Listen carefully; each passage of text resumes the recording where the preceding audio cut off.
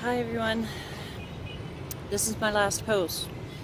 We're wrapping it up here, and it's been a very productive week. It's been a big eye-opener for me.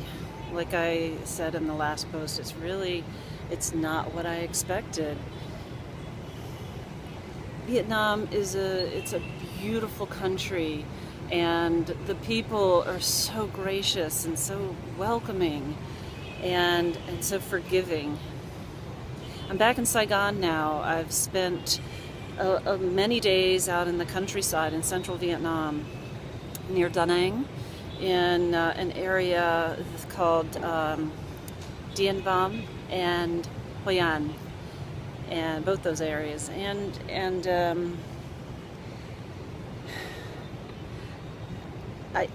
not. It'll be interesting as we go along and make more discovery. The reason that I'm here is to help this country recover from the toxicity of dioxin that exists, especially in central Vietnam. Many locations, but especially in central Vietnam. There are many hot spots here. And what does that mean? Dioxin is extremely toxic to humans and animals, and it gets into the food chain.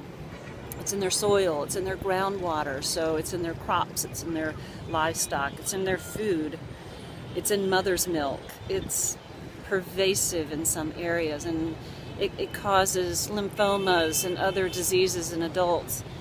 It causes terrible birth defects in children.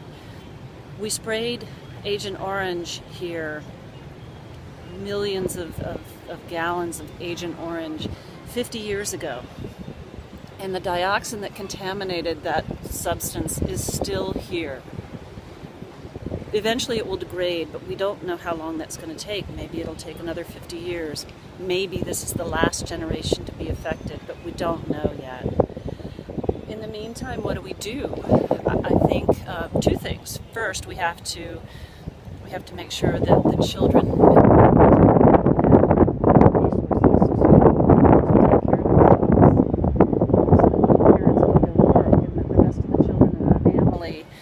live a more normal lifestyle, and the children who are affected, which is 1 in 10 births, get what they need: speech therapy, occupational therapy, physical therapy, education, dignity, and some hope. And the other thing we need to do is figure out if there's a way that we can get around future exposure until it degrades. So that's education. This is a socialist republic, and the government does care, and it does what it can. But it's a growing country. They don't have the infrastructure that we have in the United States and in Western Europe. So education is difficult for them. Education and providing resources. So as we progress with producing this film to educate, we'll present the research and the solutions to the problem. Just exposing the problem isn't enough. We need solutions. So it's a story of hope. I'm leaving tonight, and even though I miss home and I miss my family, I'm going to miss this place.